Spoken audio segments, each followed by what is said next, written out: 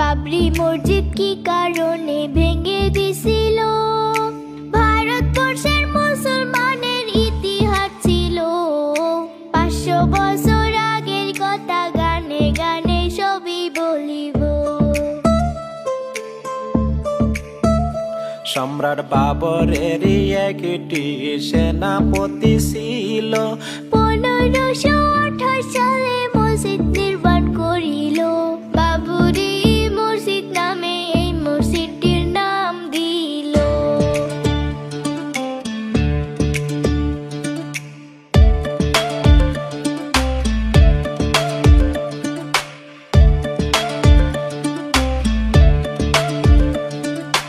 অনেক বছর ভালোই ভালোই কাটিয়া গেল, হঠাৎ করাইয়ে কি হইয়া গেল। হিন্দু ভাইরা দাবি করে এখানেতে রাম মন্দির ছিল।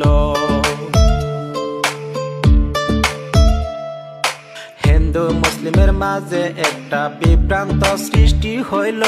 6 ডিসেম্বর 1992 সাল ছিল। হিন্দু মুসলিম মিলে একটি আলোচনার মিটিং পাতিল।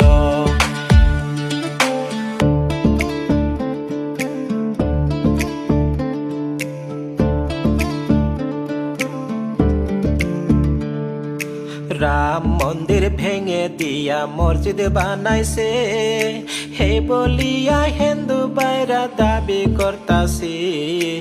আলোচনার মাঝে দেখেন উত্তেজিত হইয়া গেল। কয়েক ঘন্টার মাঝে মসজিদ ভেঙে চুরমার করিল। এইভাবেতে বাবরি মসজিদ শেষ হইয়া গেল। আন্দোলনে সেইখানেতে অনেক মানুষ মারাও গেল।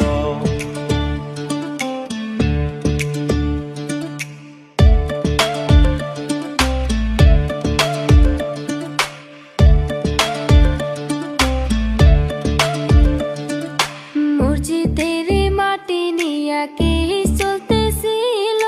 2019 সালে সিদ্ধান্ত হইল। সুপ্রিম কোর্টে রায় দিল এইখানেতে মন্দির বানাইব। মুসলমানকে 5 একর মাটি দিবে, এইভাবেতে আদালতে রায় দিছে। তারপরেতে পরিস্থিতি অনেকটাই নিয়ন্ত্রণ হয়েছে।